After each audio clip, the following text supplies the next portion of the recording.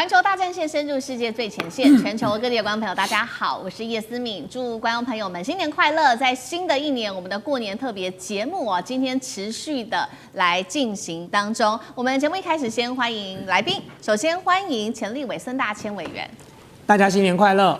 前资深外交官介文吉大使，思敏好，各位朋友新年快乐，马到成功。好，还有台北市议员侯汉廷议员。祝大家马英九到成功岭，马到成功。好，今天呢，新的一年哦，节目一开始我们可以轻松一点。今天要来回顾一下，在今年一整年，我们要特别来关注的国际大事，尤其一开场我们就来关心中美之间的接下来的关系会如何做发展。因为呢，川普跟习近平预估今年哦会4度，川普他会4度的访问中国。那么习近平的话，现在预估来自于川普的说法，可能在年底的时候也会进白宫。另外一方面，中俄则是暗中的暗线联手，世界权力版图在今年会怎么发展？今天特别节目我们会一起来做关心。好，这是来自于美国媒体 Political 最新的爆料，说川普预计4月第1周他就会访问北京了，跟习近平主席见面，而且今年可能不是一次会见，整整4次的习川会。4月份，包括我们来看到接下来的时程，4月份在北京，11月份在深圳的 APEC 会议，12月在迈阿密的 G20， 甚至年底刚刚讲了，习近平可能进白宫。大使怎么看今年的这一次的会面有什么重点是我们要特别来做关注的？这次应该不是去吵架的也不是去这边斗争的。我想应该是川普要营造一个有利于他在今年底的期中选举的一个氛围。所以去年底的时候，川普就叫他的这个应该首席幕僚吧，贝森特，美国的财长就出来说啊，这个现在关系大抵都非常好，不会继续有什么斗争。然后呢，今年要见你4次面，然后呢，预期美中关系可以怎么样？可以在一个这个平稳向上的一个状况，所以就已经把今年的调子中美关系的调子就已经美方就定了。那事实上的话，美国方面学者对今年中美关系，从美国的角度，它的定调是什么？休兵的一年。休兵。那所以在休兵的时候，这个为什么要休兵呢？最主要原因有2个，一个是美国要大选，期中选举。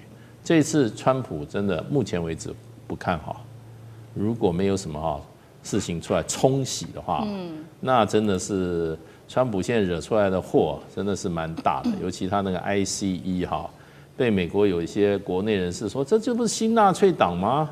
对不对？这不是这个川普的铁卫军吗？SS 吗？这个在街上杀人，只差没放火了，对不对？3K 党一样。3K 党一样啊！川普的私人军队什么时候冒出来一个 ICE， 还有这么强大一个部队出来？而且呢？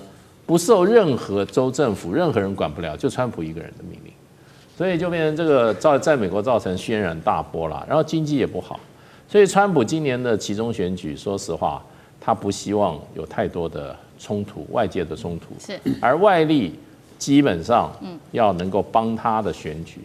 那另一方面，回过头来，就中国大陆现在手上有2张王牌，对于川普来讲是必须要怎么样？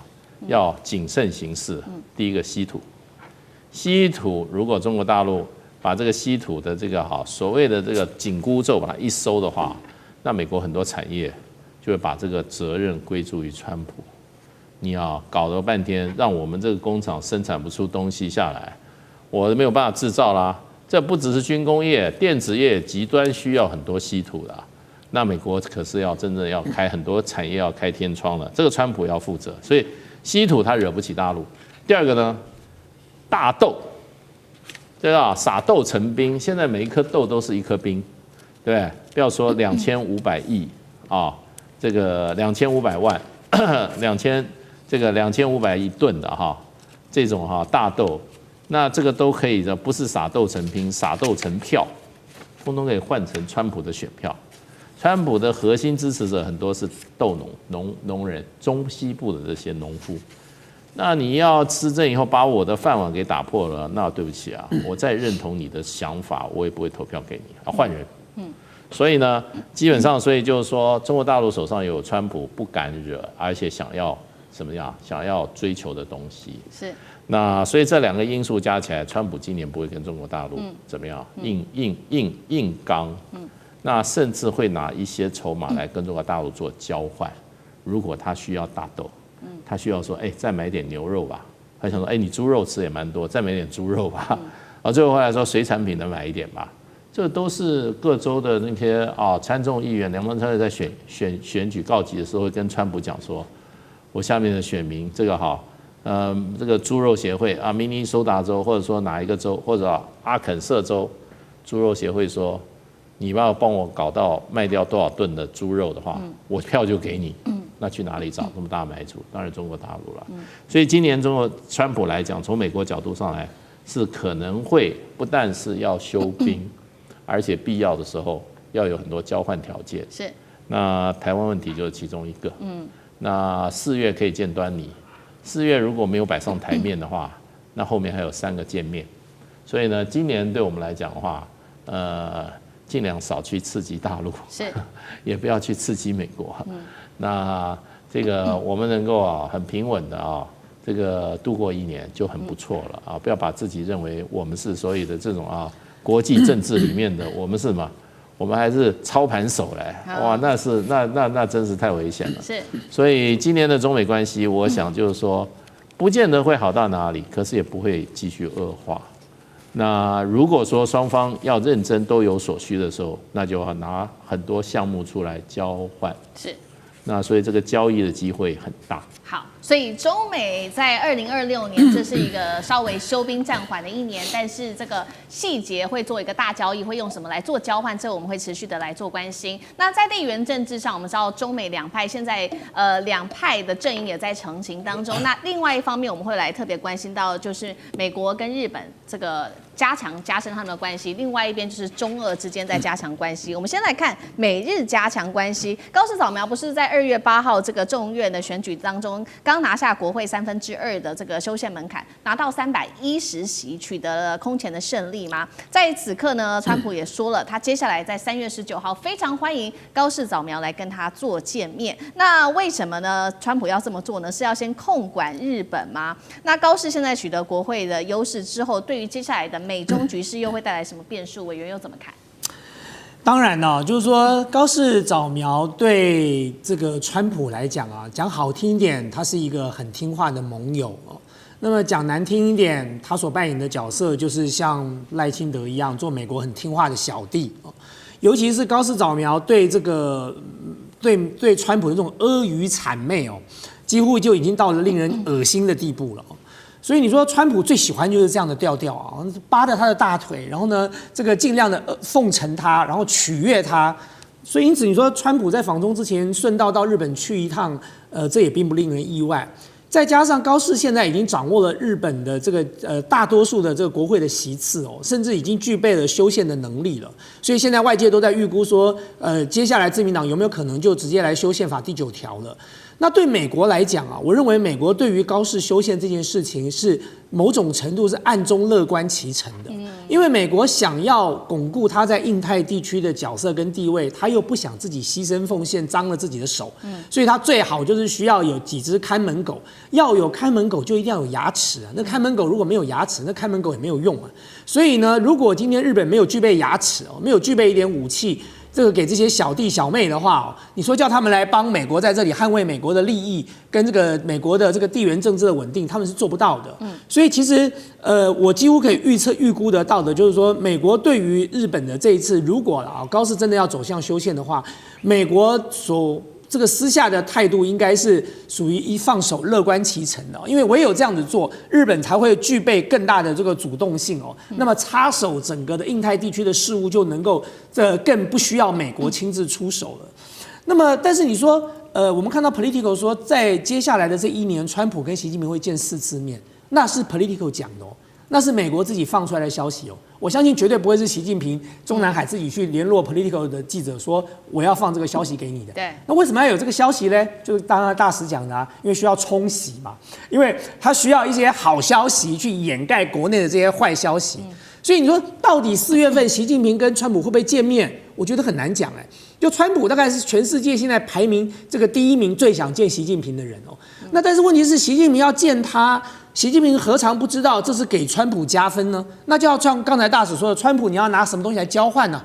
这就是为什么在前几天，我们看到习近平跟俄罗斯跟这个川普同时通了个电话，那电话里头跟川普讲了2个小时，他特别再三强调军售的问题，而且他的用词其实已经超乎了外交词句的这种礼仪的模式了，已经几乎到了画上红线警告的态度了。这个像大使是外交官非常的熟悉，就有些词句不是在彼此的正常外交这个对话当中可以用到的，可是习近平用了，他用了要求川普要谨慎的来面对跟处理对台的军售问题。是，那么因此如果美国还是照现在这样现在不但要卖我们，逼着我们台湾交了1.25兆去买它的军购，然后接下来美国又通过了所谓的台湾保护法案那么现在就等着川普要不要这个签署公布，这些东西都是造成川习会是否可能成型的一个重大障碍了。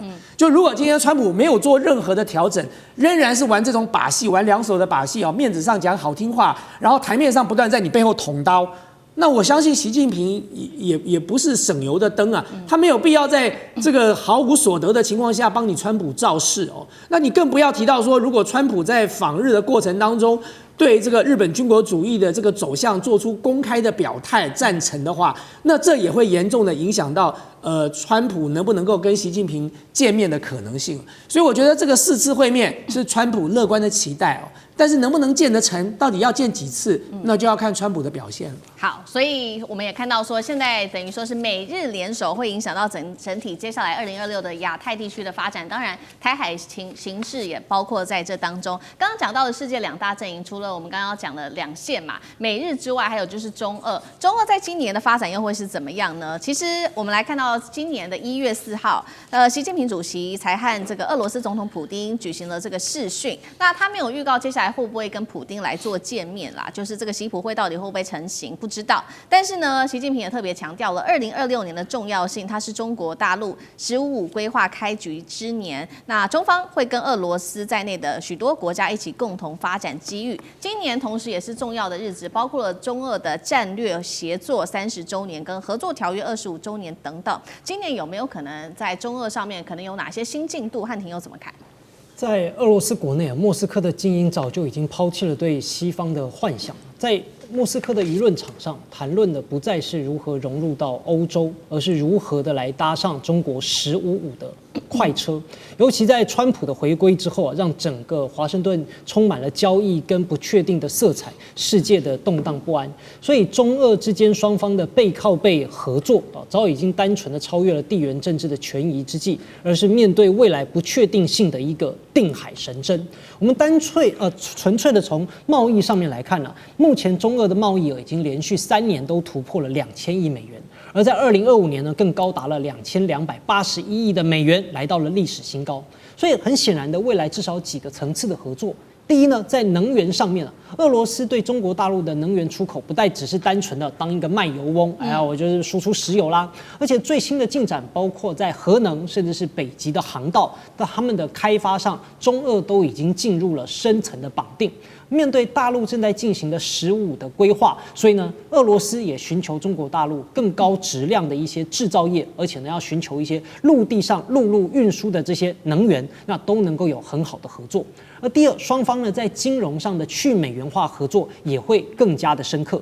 再来第三呢，普丁还特别提到了11月的深圳 APEC。为什么？今年的11月 APEC 就要在深圳举行了。那这是中国大陆的科技之都，也是被美国制裁名单的重点关照城市。所以普京承诺要去这个出席深圳 APEC， 这本身就是一个巨大的政治信号。中国大陆和俄罗斯将在遭到科技封锁的最前线，展示突破这个围堵的决心。那么在今年，习近平主席跟俄罗斯总统可能会见几次呢？大胆预测至少有3到4次。